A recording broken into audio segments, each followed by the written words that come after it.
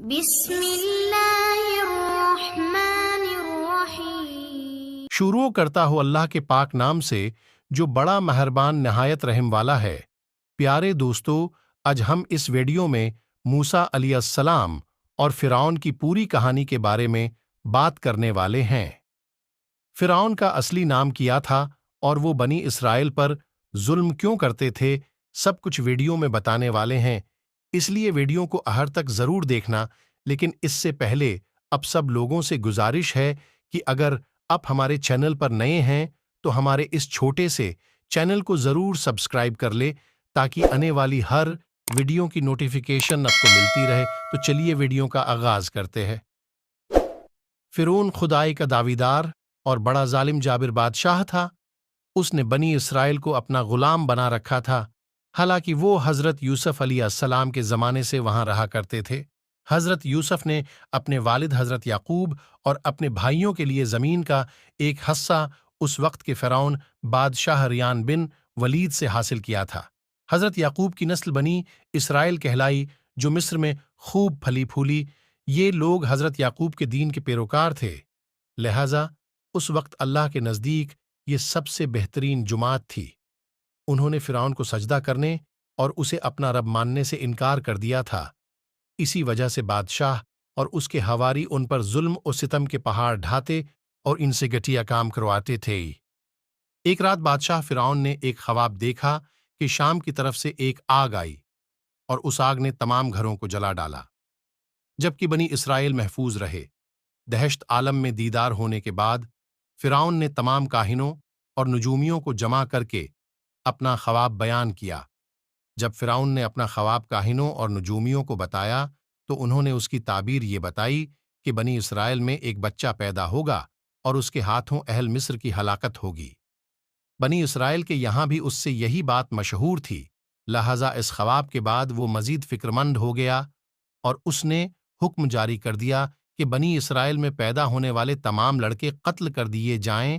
اس کے مطابق فرعون کے حواری اور اس کے سپاہیوں نے ہر ممکن قدم اٹھایا تاکہ کوئی بھی نومولود لڑکا زندہ نہ بچ پائے، لیکن اللہ کے فیصلے اٹل ہوتے ہیں۔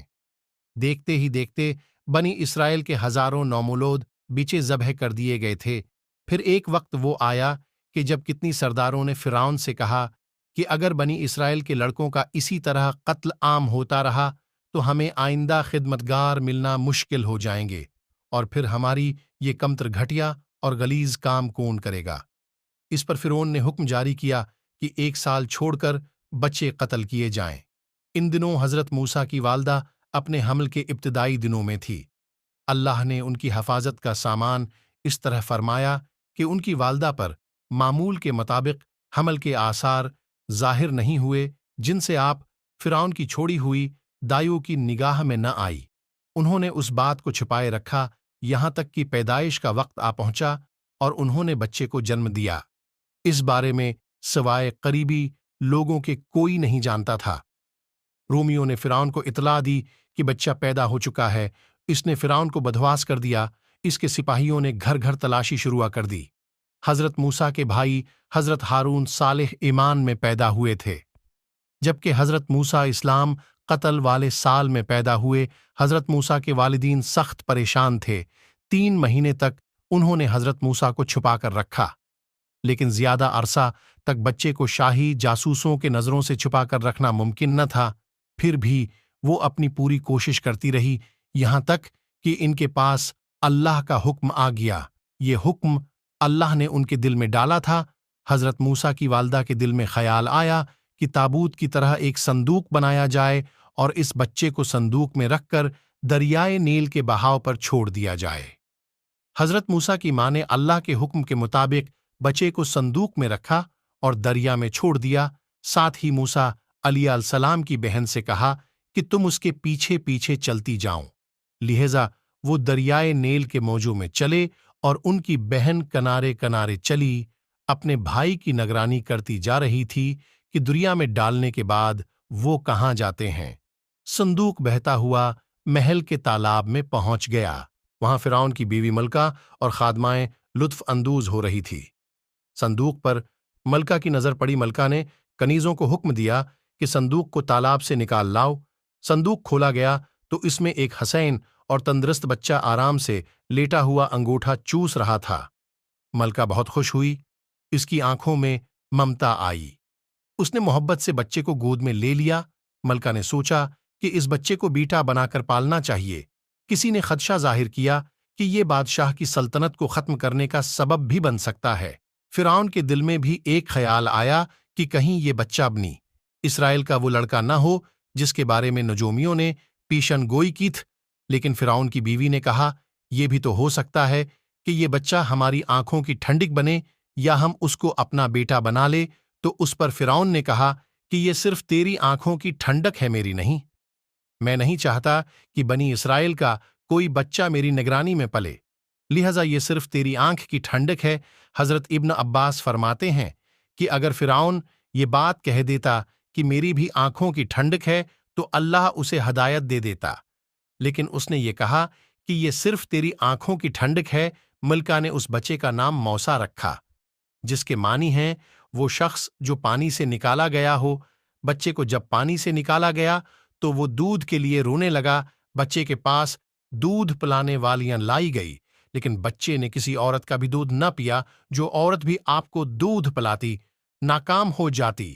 ادھر موسیٰ علیہ السلام کی بہن دور کھڑی یہ سب دیکھ رہی تھی۔ موسیٰ علیہ السلام کی بہن نے فرعون کی بیوی سے کہا کہ میں تمہیں ایسا گھر نہ بتاؤں جو اس بچے کی تمہارے لیے پرورش کرے، اور اس بچے کی خیر خواہ ہوں، اس لیے کہ وہ ایک غریب گھرانہ ہے۔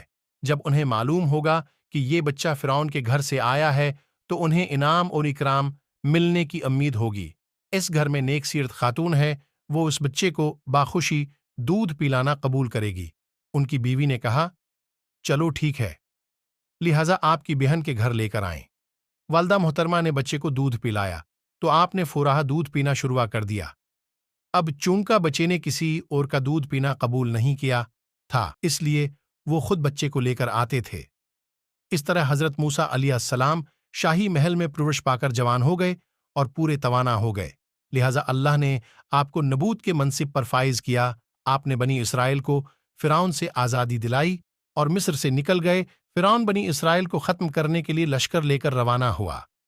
جب بنی اسرائیل بحر احمر کے قریب پہنچے تو اللہ نے ان کے لیے دریا کے بیچ سے راستہ کھول دیا۔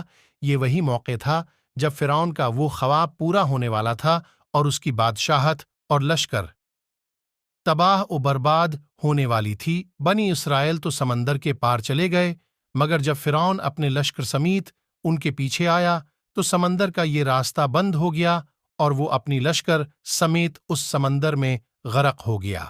یہ تھی ہماری آج کی ویڈیو میں ہمارے ساتھ آخر تک بنے رہنے کے لیے شکریہ۔ اب تمام دوستوں سے گزارش ہے کہ اگر آپ نے ابھی تک ہمارے چینل کو سبسکرائب نہیں کیا تو جلدی سے سبسکرائب کر دو۔ اب سب لوگوں کا بہت بہت شکریہ۔ امید ہے کہ ویڈیو اب سب کو پسند آئی ہوگی۔ ویڈیو دیکھنے کا شکریہ۔ اپنا بہت سارا خیال رکھے اور ہمیں بھی دعاؤں میں یاد رکھنا۔ اللہ حافظ۔